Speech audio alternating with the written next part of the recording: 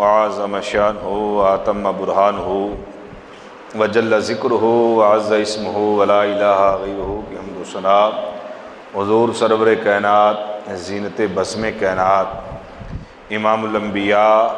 احمد مجتبیٰ جناب محمد مصطفیٰ صلی اللہ علیہ وبارک وسلم کے دربار گہربار میں ہدیہ درود السلام کی نذرانے عرض کرنے کے بعد نہایت ہی معزز و محتشم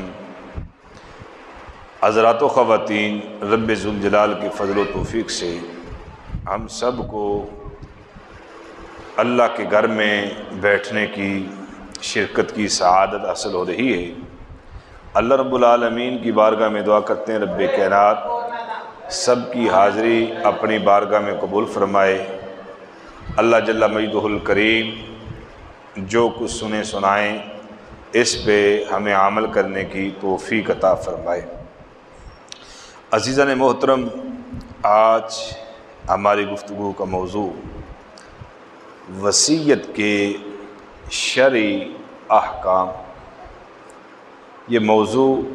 ایک بہت ہی انفرادیت قسم کا ہے اور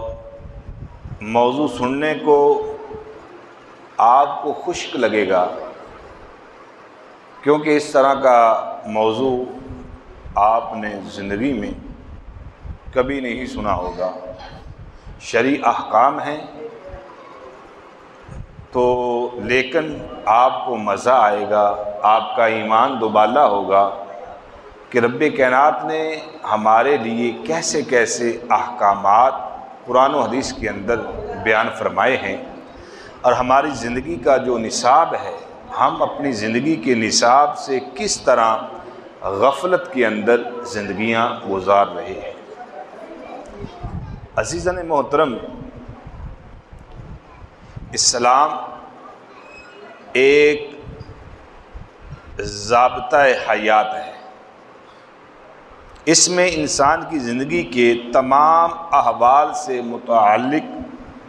احکامات موجود ہیں۔ الحمدللہ ہمیں اپنے اسلام پہ فخر ہے کہ اس نے انسان کی زندگی کا کوئی کام بھی ادھورا نہیں چھوڑا، بلکہ انسان کی زندگی کے تمام احکامات جو ہیں اسلام نے بیان فرمائے ہیں، اور اس کے اندر اتنی جامعیت کے ساتھ ان احکامات کو بیان کیا گیا کہ کسی دوسرے ضابطے اور لائف کوڈ میں ہمیں ایسی مثال نہیں ملتی جو جامعیت ہمیں قرآن و سنت کے احکام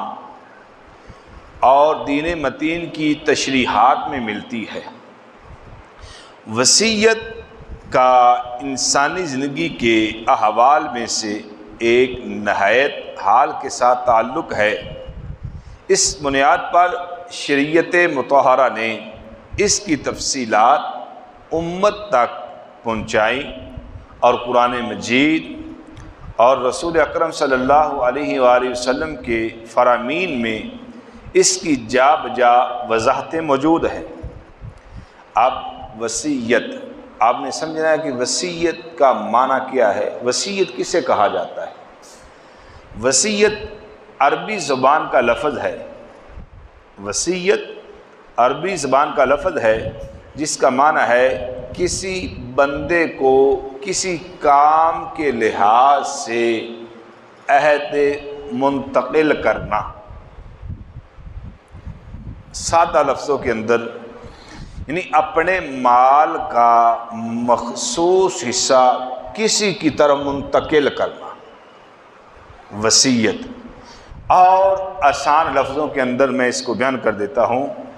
وصیت یعنی اپنے مال کے بارے کسی دوسرے بندے کو وصیت کرنا کہ میرا اتنا مال فلاں کو دے دو۔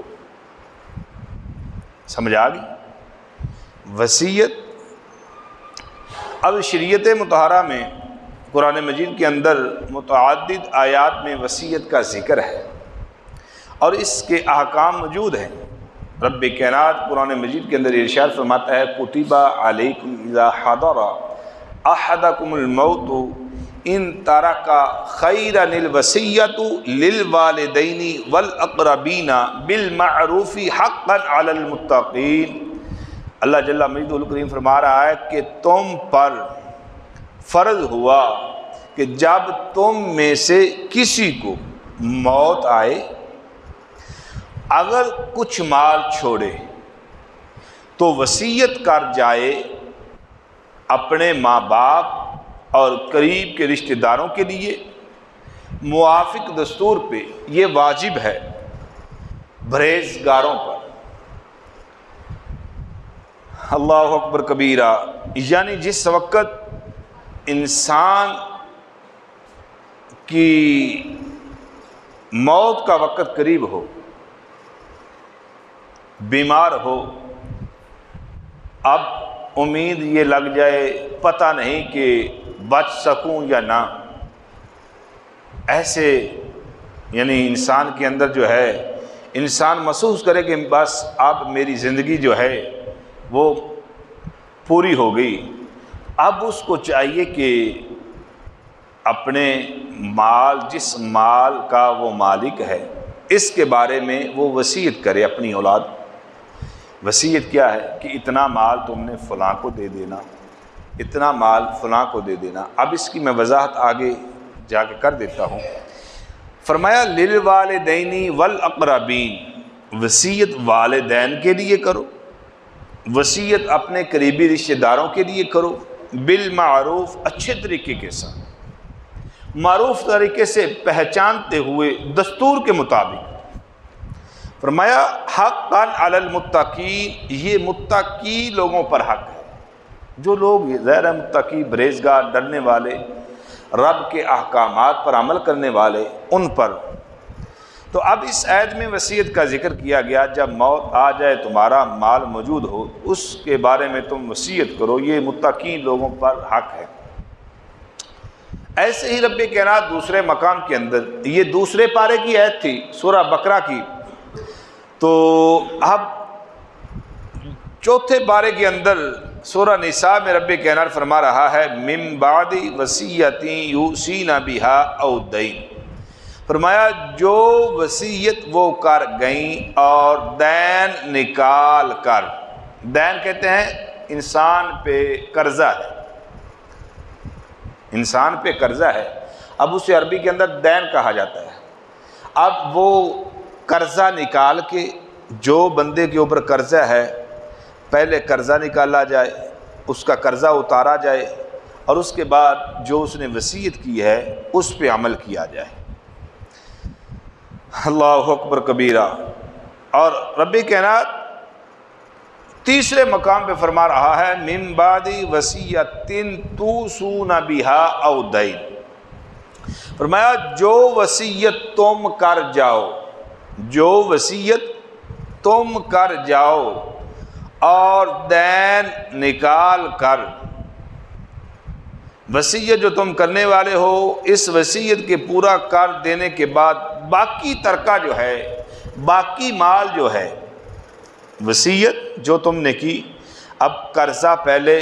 اس کو نکالو کہ اس بندے پر، ہمارے باپ پر، ہمارے بھائی پر، ہمارے بیٹے پر اتنا قرض ہے، اب جو اس نے مال چھوڑا، ترکہ چھوڑا، ٹھیک ہے، اب اس کا حساب لگایا جائے گا۔ یہ ایک فارمیلٹی ہم جو پوری کرتے ہیں، کہتے ہیں نا بھی میت کے ورثاء کی طرف سے یہ اعلان ہے کہ جس کسی نے کچھ لینا دینا ہے وہ بیٹوں سے رابطہ کر لے، وہ بھائیوں سے رابطہ کر لے۔ یہ صرف فارمیلٹی پوری نہیں کرنی چاہیے بلکہ اس پہ عمل کرنا چاہیے، صرف اعلان تک نہیں، بلکہ اگر کسی کا قرض ہے تو وہ قرض پہلے اتارا جائے۔ آگے حدیث مبارکہ میں بیان کروں گا کہ اس قرض کی وجہ سے انسان جنت میں جانے سے محروم رہ جاتا ہے۔ حدیث مبارکہ کے اندر آتا ہے کہ ایک انسان فوت ہو گیا، اس کے بھائی یا اولاد، وہ بیان کرتا ہوں میں، تو یہ صرف فارمیلٹی پوری نہیں بلکہ جو میت کے اوپر قرض ہے اس قرض کو پہلے اتارا جائے، اس کے بعد جو مال بچتا ہے اب اس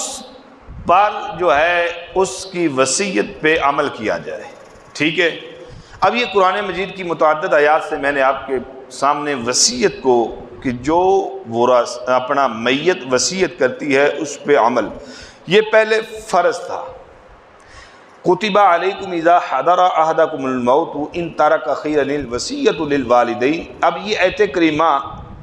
اس پہ عمل فرض تھا، واجب تھا،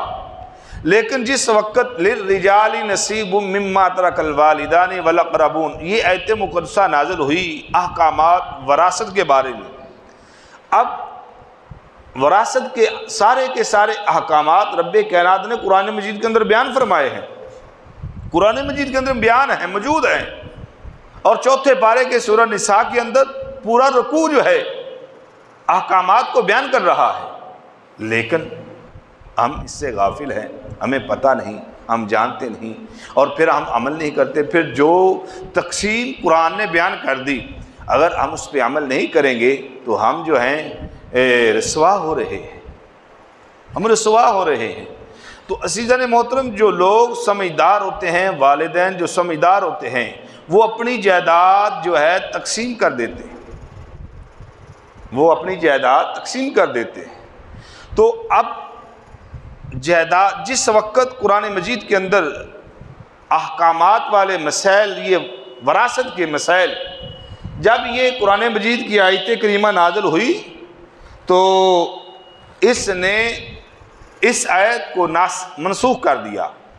اب پہلے وصیت فرض تھی کہ اس پہ عمل کیا جائے، لیکن جس وقت اللہ رب العالمین نے وراثت کے مسائل،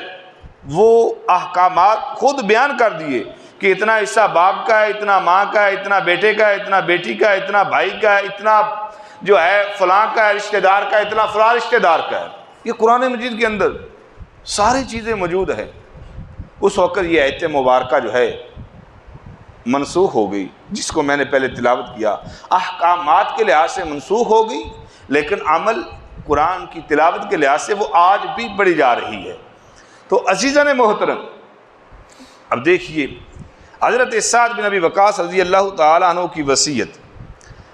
اللہ اکبر کبیرہ. رسول اکرم صلی اللہ علیہ وآلہ وسلم حجۃ الوداع کے موقع پر حضرت سعد بن ابی وقاص رضی اللہ تعالیٰ عنہ، یہ عشرہ مبشرہ صحابہ میں سے ہیں. حضرت سعد بن ابی وقاص عشرہ مبشرہ صحابہ میں سے جن کو حضور نے دنیا کے اندر ہی جنت کی بشارت دی ہے.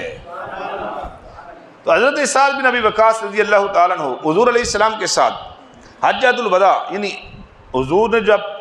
آپ نے حج فرمایا تھا تو حضرت سعد بن ابی وقاص بھی حضور کے ساتھ حج کرنے کے لیے گئے ہوئے تھے. وہاں آپ بیمار ہو گئے. جب آپ بیمار ہوئے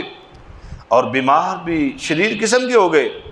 کہ حضرت سعد بن ابی وقاص رضی اللہ تعالیٰ عنہ نے یہ محسوس کیا کہ اب میں واپس مدینے نہیں جا سکوں گا، اب مجھے موت جو ہے یہ مکہ شریف میں ہی میرا وصال ہو جائے گا. تو رسول اکرم صلی اللہ علیہ وآلہ وسلم حضرت سعد بن ابی وقاص رضی اللہ تعالیٰ عنہ کے عیادت کرنے کے لیے تشریف لائے. تو حضرت سعد بن ابی وقاص رضی اللہ تعالیٰ عنہ رو پڑے. حضرت سعد رو پڑے. تو نبی کریم علیہ السلام نے رونے کا سبب پوچھا کہ ایسا تم کیوں روئے ہو؟ تو حضرت سعد بن ابی وقاص نے عرض کیا، یا رسول اللہ صلی اللہ علیہ وسلم، نہ تو میں موت کے ڈر کی وجہ سے رویا ہوں کہ مجھے موت آ رہی ہے، یا رسول اللہ میں موت کے ڈر کی وجہ سے نہیں رویا، میں رویا اس لیے ہوں کہ مکہ کو چھوڑ کر ہم نے مدینے کو اپنا مسکن بنایا. اب دیکھنا حضرت سعد کے الفاظ، یا رسول اللہ ہم نے مکہ کو چھوڑا، مدینے کو اپنا مسکن بنایا، مدینے میں رہے، مدینے سے اب ہمیں محبت ہو گئی ہے. یا رسول اللہ رو اس لیے رہا ہوں کہ اب مجھے موت مکہ شریف میں آ جائے گی تو مدینے کی جو بہاریں ہیں، وہاں فوت ہونے کے جو اپنا زیادہ نیکیاں ہیں، یا رسول اللہ وہ ان سے محروم ہو جاؤں گا، میرا وہ اجر و ثواب ضائع ہو جائے گا. یا رسول اللہ مجھے یہ ڈر نہیں کہ مجھے موت آ رہی ہے، میں رو اس لیے رہا ہوں کہ میں مدینے کی مٹی اور آب و ہوا سے محروم ہو رہا ہوں. تو اب یہ حضرت سعد بن ابی وقاص کی محبت ہے مدینہ شریف کے ساتھ کہ مجھے موت مکہ میں نہیں بلکہ مدینہ کے اندر آنی چاہیے. تو حضرت سعد بن ابی وقاص رضی اللہ تعالیٰ عنہ جب آپ نے یہ بیان کیا تو نبی علیہ السلام نے ارشاد فرمایا، اب دیکھیں ہمارے محبوب علیہ السلام کا علم، آج لوگ حضور کے علم کو تکڑی ترازو میں رکھ رکھ کے تولتے ہیں اور بڑا ہیں تھوڑا تھوڑا کر کے بیان کرتے ہیں۔ یہ سنی ہیں اللہ کے فضل سے جو محبوب علیہ السلام کو جنہوں نے دل کھول کے مانا ہے، اور اتنا مانا ہے کہ ہمارے پاس وہ الفاظ نہیں کہ جتنی رب کائنات نے اپنے محبوب کو عظمتوں و شانیں عطا فرمائی ہے کہ ہم بیان کر سکیں، ہمارے پاس وہ الفاظ نہیں، اتنا اللہ رب العالمین نے اپنے محبوب علیہ السلام کو مقام و مرتبہ عطا فرمایا۔ تو حضور نے فرمایا، اے سعد اس بیماری سے تمہیں موت نہیں آئے گی، اس بیماری سے تمہیں موت۔ اب ان سے پوچھو جو کہتے ہیں کہ حضور کو کل کا پتہ نہیں کہ کل کیا ہوگا میرے سے، وہ ذرا سوچے جو کہتے ہیں کہ حضور کو تو دیوار کے پیچھے کا پتہ نہیں کہ کیا ہے۔ اب حضور علیہ السلام حضرت سعد بن ابی وقاص وہ اپنی موت محسوس کر رہے ہیں کہ مجھے یہاں اب موت آ جائے گی، مکہ شریف میں مر جاؤں گا، وصال ہو جائے گا، لیکن حضور نے فرمایا، اے سعد اب تمہیں اس بیماری سے موت نہیں آئے گی،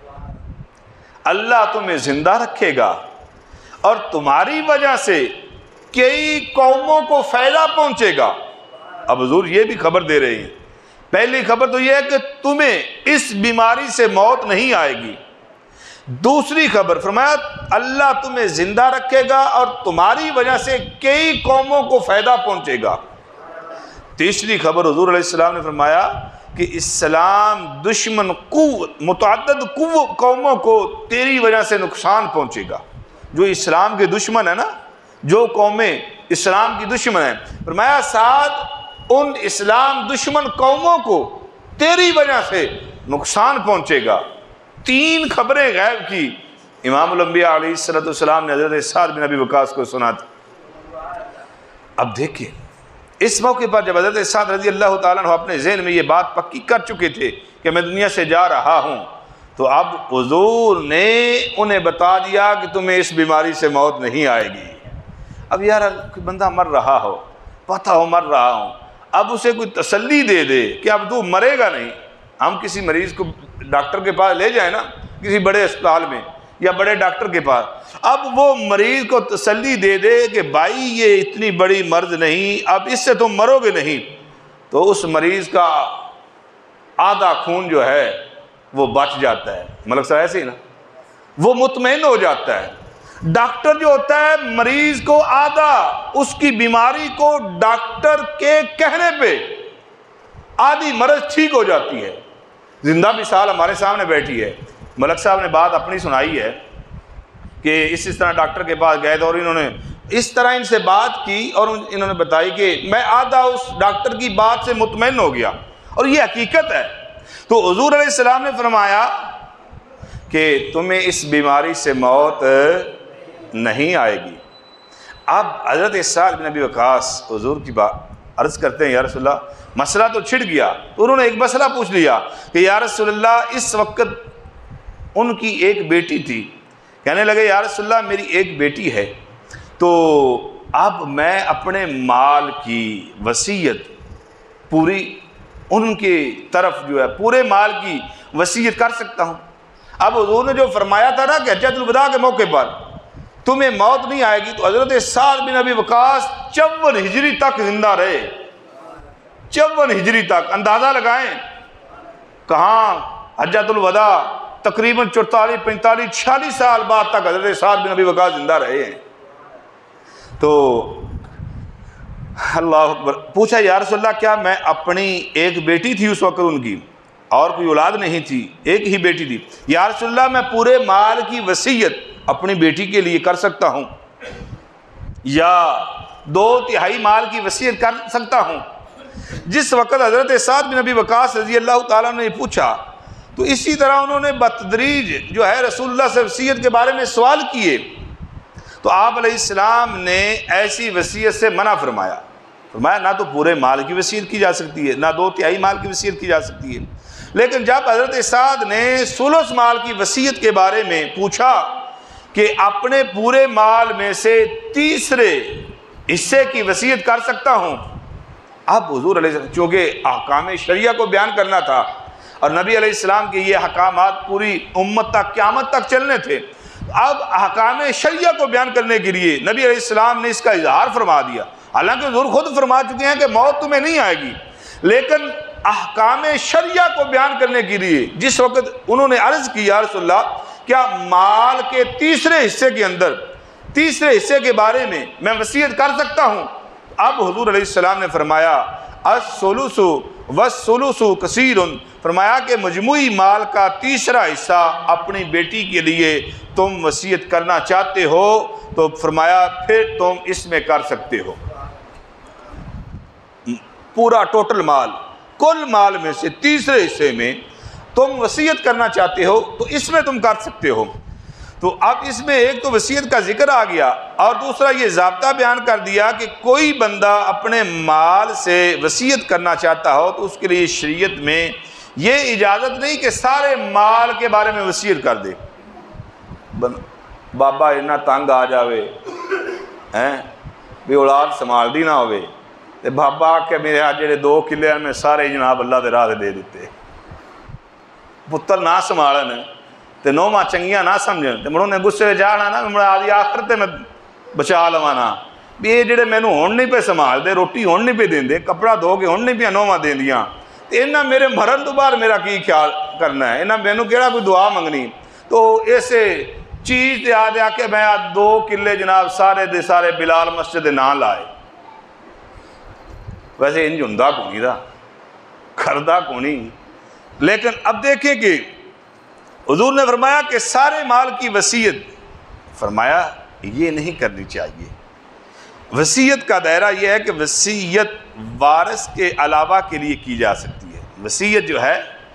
کیونکہ جب وراثت کے سارے احکامات رب کائنات نے قرآن مجید کے اندر جب بیان کر دیے، اب اس کے اندر سارے حصے، اس کی ساری تقسیم رب کائنات نے بیان فرما دی۔ اب جو پہلے وصیت فرض تھی یا واجب تھی، اب یہ نہ فرض رہی نہ واجب رہی بلکہ مستحب ہوگی، کیونکہ قرآن کی دوسری آیت نے پہلی آیت کو آ کر منسوخ کر دیا۔ اب اگر کوئی وصیت کرنا چاہتا ہے، کیونکہ جو چیز اللہ نے بیان فرما دی ہے، اللہ نے بیان فرما دی ہے، اب وہ فرض ہے اور وہ رب کائنات نے سارے احکامات قرآن کے اندر بیان کر دیے ہیں۔ یوصیکم اللہ فی اولادکم للذکر مثل حظ الانثیین، میں اللہ تمہیں وصیت کرتا ہے ہمارے مال کے بارے میں کہ بیٹے کے لیے 2 حصے ہیں، بیٹی کے لیے 1 حصہ ہے، ماں کے لیے چھٹا حصہ ہے، باپ کے لیے چھٹا حصہ ہے، اگر اولاد ہو تو اتنا حصہ ہے، اگر اولاد نہ ہو تو اتنا حصہ ہے، اگر فوت ہو جاتا ہے تو اس کی آگے ماں باپ ہیں تو ان کے لیے اتنا حصہ ہے، 8واں حصہ ہے، اگر اولاد ہو تو اتنا حصہ ہے۔ یہ ساری چیزیں جو ہے قرآن مجید کے اندر موجود ہیں۔ تو عزیزان محترم، اب وصیت جو ہے، اب کل مال کے تیسرے حصے کے اندر وصیت کی جائے گی، پورے مال کے اندر جو ہے وصیت نہیں کی جائے گی۔ اب دیکھیں مثال کے طور پہ آپ کو سمجھانے کے لیے کہ ایک آدمی کے پاس 30,000، یہ مثال دے رہا ہوں، مثال کسی کے پاس 30,000 ہے، اب اس کی موت کا وقت آ گیا، اب وہ اپنے اس 30,000 میں جو ہے اس کا جو تیسرا حصہ ہے جو ثلث ہے یہ بنتا ہے 10,000۔ تو اب 10,000 میں وہ وصیت کر سکتا ہے کہ میرا 10,000 جو ہے یہ 2,000 جو ہے فلاں کو دے دینا، 2,000 جو فلاں محلے کے اندر غریب ہے اس کو دے دینا، اور 1,000 فلاں کو دے دینا، اور 5,000 جو ہے یہ مسجد کو دے دینا، یا 2,000 مدرسے کو دے دینا، یہ وصیت۔ اب 10,000 کے اندر یہ وصیت جائز ہے۔ اب یہ نہیں ہے کہ پورا 20,000 یا پورے کا پورا 30,000 اس کی وصیت کرے کہ اس کو مدرسے کو دے دو، مسجد کو دے دو، غریب خانہ بنا دو، فلاں غریب کو دے دو، نہیں، یہ جائز، یہ وصیت جو ہے لغو جائے گی، فضول جائے گی۔ تیسرے حصے کے اندر جو ہے وصیت جائز ہے، کل مال کے اندر وصیت جائز نہیں۔ اب اس بارے میں نبی کریم علیہ السلام کا فرمان علی شان موجود ہے۔ نبی کریم علیہ السلام نے فرمایا کہ ایک ایسا جملہ بولا، حضور نے فرمایا کہ اور ایسا جملہ کہ جو امت کے لیے مینارہ نور ہے، امت کے لیے مینارہ نور ہے۔ حضور نے فرمایا بہت سے لوگ جاتے جاتے اپنی موت خراب کر لیتے ہیں، جاتے جاتے اپنی موت خراب کر لیتے ہیں، آخرت خراب۔ میں کچھ رشتہ داروں سے بغض پیدا ہو جاتا ہے، تو کچھ لوگوں سے حسد پیدا ہو جاتا ہے، اور یہ چاہتے ہیں کہ میں اپنا مال خود ہی کسی طرف کر کے چلا جاؤں، تو میرے بعد میرے ورثاء کو نہ ملے، میرے بعد میرے ورثاء محروم رہے۔ اب نبی علیہ السلام نے کیا ارشاد فرمایا انک ان تدع ورثتک اغنیاء خیر من ان تدعهم عالة یتکفون الناس فی ایدیہم۔ صحیح بخاری کے اندر یہ روایت موجود ہے، آقا علیہ السلام نے ارشاد فرمایا اگر تم اپنے ورثاء کو غنی چھوڑ کے جاؤ، اپنے ورثاء یعنی ورثاء جو پیچھے ہیں، جو اس کے مال کے وارث بنیں گے، فرمایا اگر تم ان کو غنی چھوڑ کے جاؤ، تمہارا ترکہ ان کو مل جائے، تو یہ اس سے بہتر ہے کہ وہ لوگوں کے سامنے ہاتھ پھیلاتے پھرے۔ یہ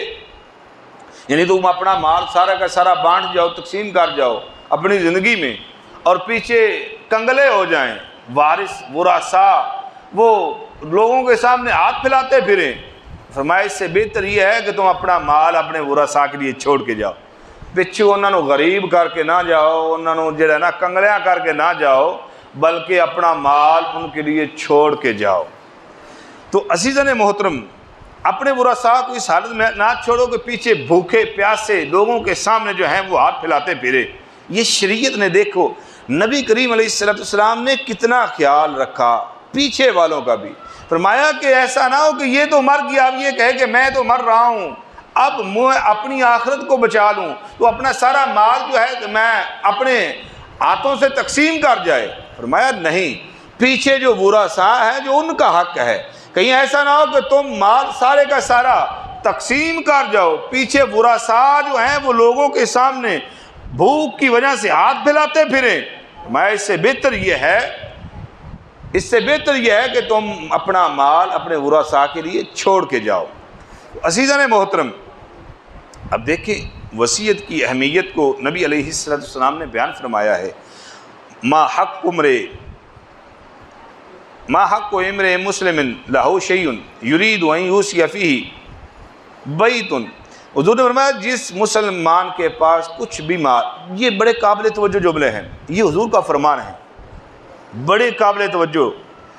فرمایا جس مسلمان کے پاس کچھ بھی مال ہے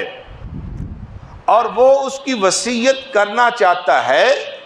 تو فرمایا اس کے لیے یہ جائز نہیں کہ وہ وصیت لکھے بغیر 2 راتیں بھی سو جائے۔ آپ کو اس بات کی سمجھ نہیں آئی؟ یہ میں نے پہلے عرض کر دیا، موضوع آج کا خشک ہے لیکن سمجھنے والا ہے، کہ ہم صرف بلے بلے پڑھ لو کر لو انجوائے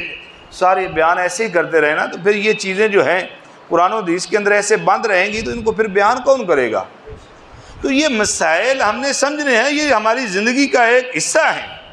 اور یہ ہمارا حق ہے علماء کا کہ قوم کو صرف بلے بلے پہ نہ رکھیں، بے واہ واہ بلے بلے کیا بات ہے، نہیں، بلکہ قوم کو دین سمجھائیں،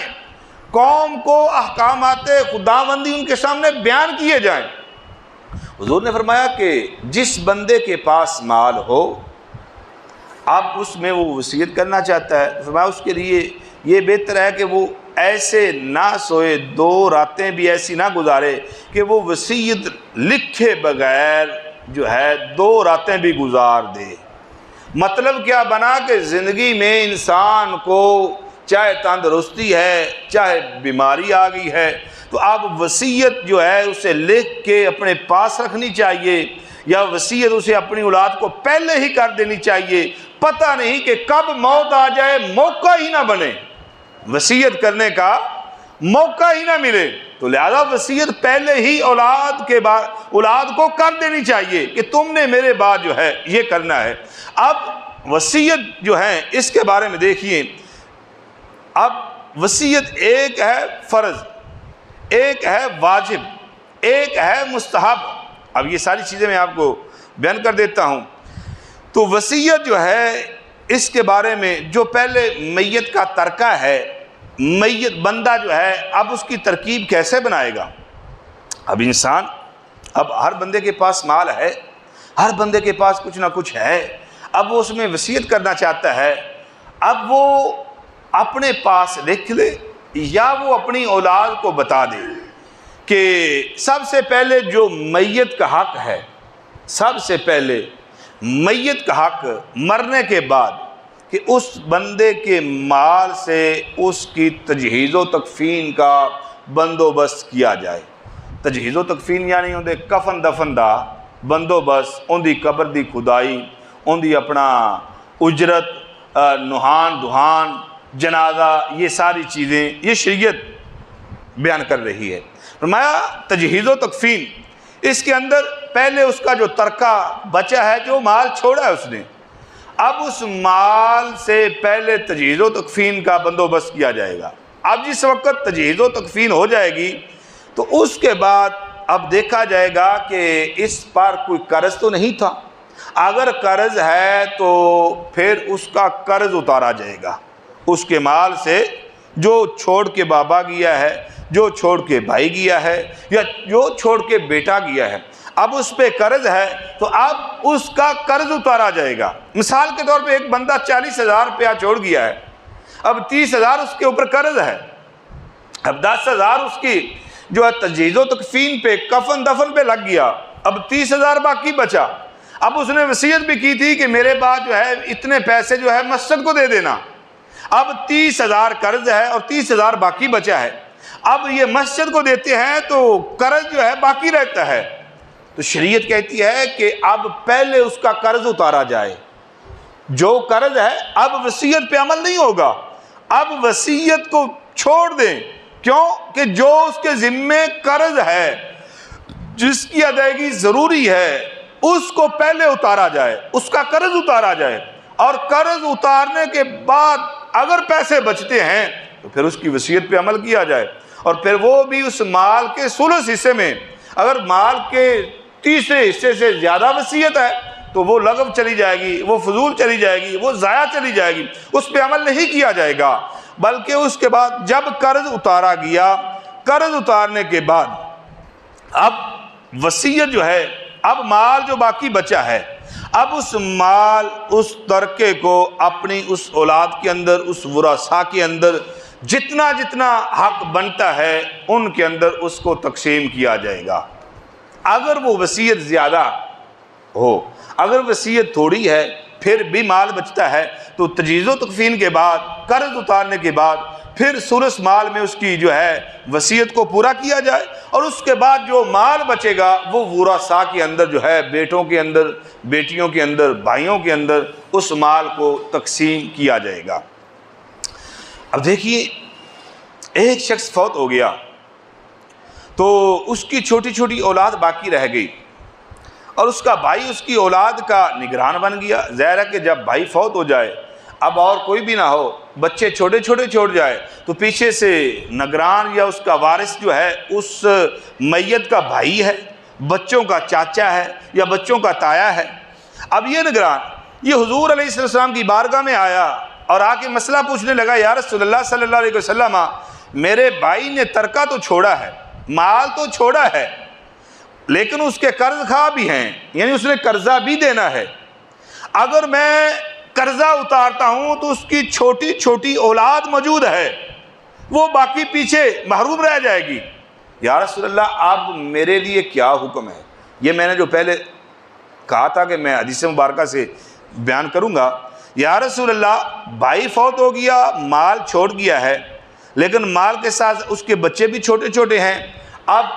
قرض خواہ بھی ہیں، قرضہ بھی اس نے دینا ہے، اب قرضہ لینے والے بھی تنگ کر رہے ہیں، تو آیا اگر میں قرضہ اتارتا ہوں تو بچے چھوٹے چھوٹے پیچھے محروم رہ جائیں گے؟ یا رسول اللہ صلی اللہ علیہ وسلم، اس بارے میں کیا حکم ہے؟ کیا عمل کرنا چاہیے؟ قرضہ اتارنا چاہیے یا قرضے کو چھوڑ دیں، چھوٹے چھوٹے بچوں کو اس کا مال جو ہے ان کو دے دیا جائے؟ اب دیکھیے، جس وقت سوال کیا، نبی کریم علیہ السلام نے ارشاد فرمایا کہ اس کو قرض کی وجہ سے جنت سے روک دیا گیا ہے، قرض کی وجہ سے جنت جانے سے روک دیا گیا ہے۔ حدیث مبارکہ کا مفہوم ہے، حضور نے فرمایا کہ قرض یہ شہید کو بھی اللہ معاف نہیں کرتا، شہید کتنا بڑا شہادت کا مقام و مرتبہ ہے، شہادت کا کتنا بڑا درجہ ہے۔ فرمایا کہ خون کا قطرہ جو اللہ کی رضا کے لیے اللہ کے دشمنوں سے لڑتا لڑتا اپنی جان قربان کر دے، فرمایا زمین پر خون کا قطرہ گرنے سے پہلے پہلے رب کائنات اس کی بخشش فرما دیتا ہے اور اس کو اللہ کا دیدار نصیب ہو جاتا ہے۔ لیکن فرمایا قرضہ شہید کو بھی معاف نہیں، کیونکہ یہ حقوق العباد بندوں کے ساتھ تعلق ہے، تو قرضہ شہید کو بھی معاف نہیں۔ اب حضور نے یہاں فرمایا کہ تم اس قرض کی وجہ سے اس کو جنت سے روک دیا گیا ہے، فرمایا تمہیں اس کی اولاد کی فکر پڑی ہوئی ہے، اب وہ جنت میں نہیں جا رہا، جنت سے رکا ہوا ہے، تو اب فرمایا اس کا پہلے قرضہ اتارو تاکہ وہ جنت میں تو چلا جائے، اب پیچھے جو اولاد چھوڑ گیا ہے فرمایا اس کا اللہ وارث ہے، اس کا قرضہ اتارو، پیچھے اولاد جو ہے ان کا اللہ وارث ہے، وہ خود جو ہے ان کی پرورش کر لے گا۔ تو عزیزان محترم اس سے پتہ چلتا ہے کہ پہلے میت کا جو مال بچا ہے اس سے اس کا کفن دفن کا بندوبست کیا جائے، پھر اس کا قرض اتارا جائے، تیسرے نمبر پہ اس کی وصیت پہ عمل کیا جائے، اور پھر اس کا جو مال باقی بچ جائے اس کو جو ہے ورثاء کے اندر تقسیم کر دیا جائے۔ اگر قرضہ اتارنے کے بعد مال نہیں بچتا تو نہ وصیت پہ عمل ہوگا اور نہ ہی پیچھے ورثاء کو کچھ ملے گا۔ تو یہ اسلام نے ان چیزوں کو بیان کیا ہے۔ اللہ رب العالمین عمل کی توفیق عطا